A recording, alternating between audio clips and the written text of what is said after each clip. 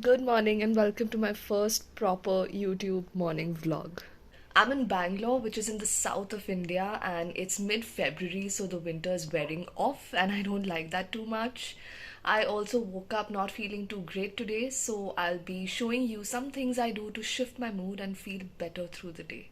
It's still so dark outside, and the weather's really cool outside, so that will be great for a nice walk. We can still see the moon outside. Just look at how shiny that is. So beautiful.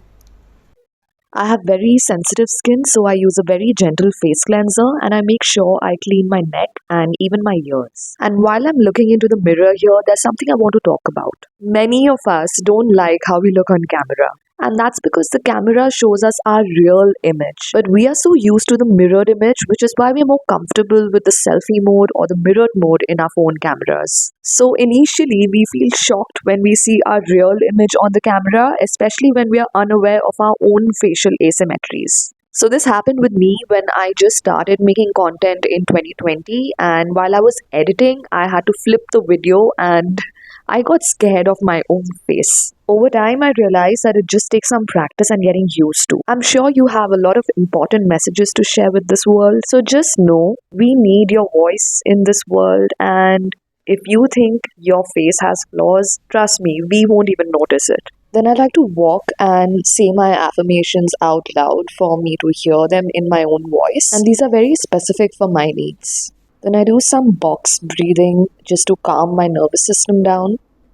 Doing all of this increases my capacity to handle stress. Here I'm doing EFT tapping, which is another way of showing my nervous system that it is safe for me here in this moment.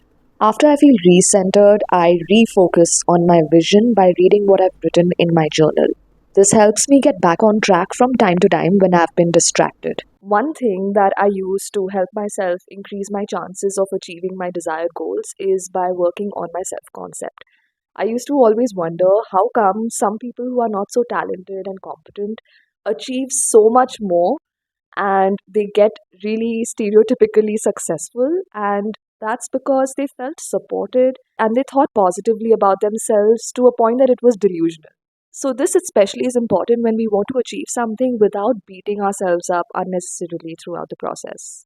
So for a year I experimented with this. I also had a coach who guided me with it, and I learned through trial and error that if I woke up with a bad mood, or if throughout the day something happens where my mood got spoiled, if I just changed the way I looked at myself in a more positive way, then I had a higher chance of achieving the goal with much lesser stress. So I encourage you to try this for yourself. Tell yourself that you are validated and that you are capable of achieving your goals, and you'll see how you end up doing it without beating yourself up so much.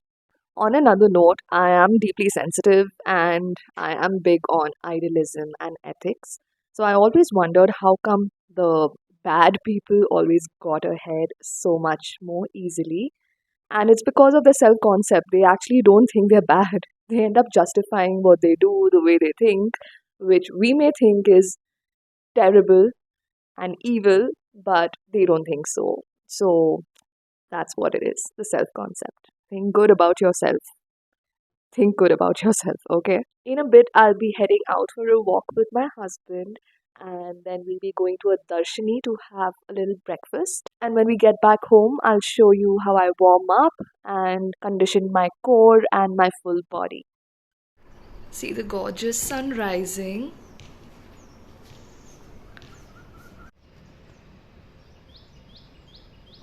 Now I'll take you to the terrace for some bird watching and listening.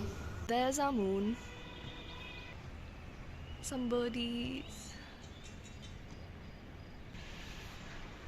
Oh, so beautiful.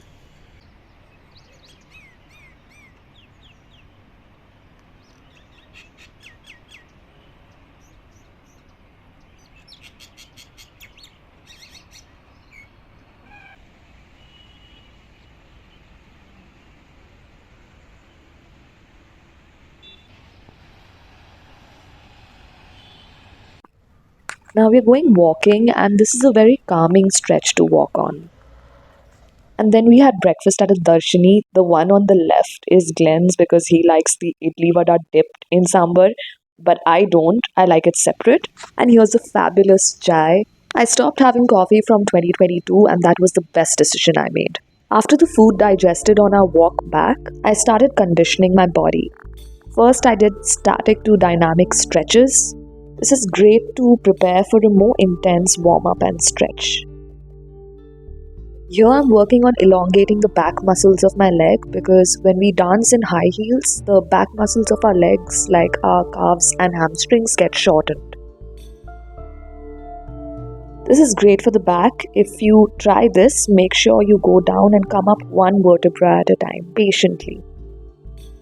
Here the back is arched, and this is great again to stretch the hamstrings. If you give this a try, make sure you don't tuck your tailbone. Pretend as if you are trying to touch your butt to the back wall.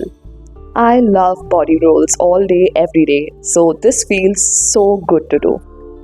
Here I'm working with my pelvis, tailbone, my glutes and my hips. Then I did some body rolls using my hips, my chest and shoulders, followed by some chest isolations.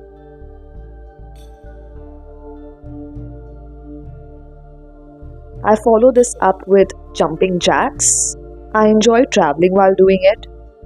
And then I get into some squat and claps. These are super effective. This is actually my favorite exercise of my warm-up. Then I train my core. This is very, very, very, very, very important as a high heels dancer. Core strength is required not just for the dance quality but also to dance safely. Keeping our core engaged lifts off a lot of pressure from the joints in our lower body. After I finish up with this, I go into a mini cool down stretch. This doesn't just feel good to me but also serves as a transition for the upcoming deep stretch session. Then I begin my deep stretch session with a seated position. Neck conditioning is so important.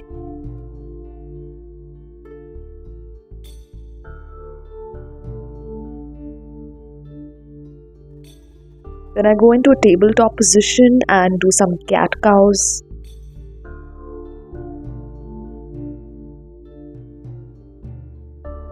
Then it's just nice to play around with it and do some rolls. I like to call this round the world.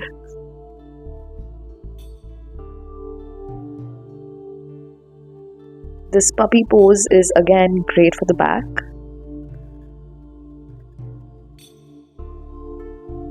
Then I make sure to condition my wrists properly because I have a form of hand arthritis which doctors are not able to diagnose, and when I do floor work it creates a lot of pressure on my wrists, so I need to prepare very well.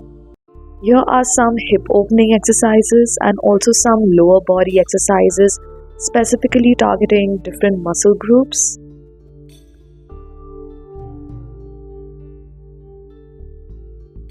Here I'm working on the pelvic tilt followed by the hip flexors. This again is a series of exercises mainly for my left leg. And each exercise targets different muscle groups. I make sure to breathe deeply when I'm stretching. I also smile at times, and both of these are so that my nervous system accepts these deep stretches without feeling like it's under threat. Two other things that help me with my flexibility and mobility are staying well hydrated and taking my vitamin supplements. I love training my splits. These are the front splits. And this is a little drill I do.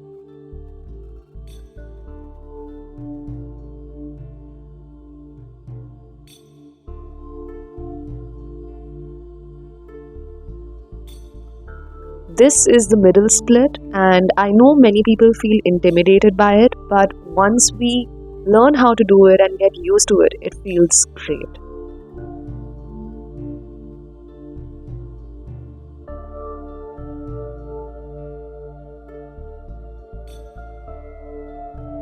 As usual, in the end, I get into a child's pose and some cat cows. Then I did Nanak Naam's meditation with Satpal Singh, and I do this at any time of the day, multiple times during the day, and it always helps me clear my mind and also improve my focus.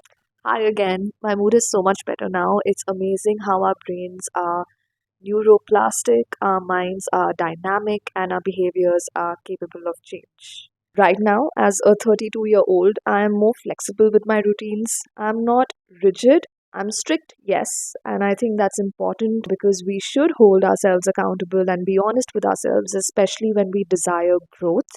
But I strongly feel rigidity is unnecessary, and after a point, it just hampers our growth. My message for you today is that if you are going through an uncomfortable phase right now, if you are facing some uncomfortable, triggering emotions, please know that there is hope. Once you get through this phase, it always gets easier to handle and it always feels a little bit better and manageable. So please don't give up and know that you are supported even if you don't see proof of it right now. Thank you for joining my morning vlog. Have a great day and remember to think great of yourself. Bye for now.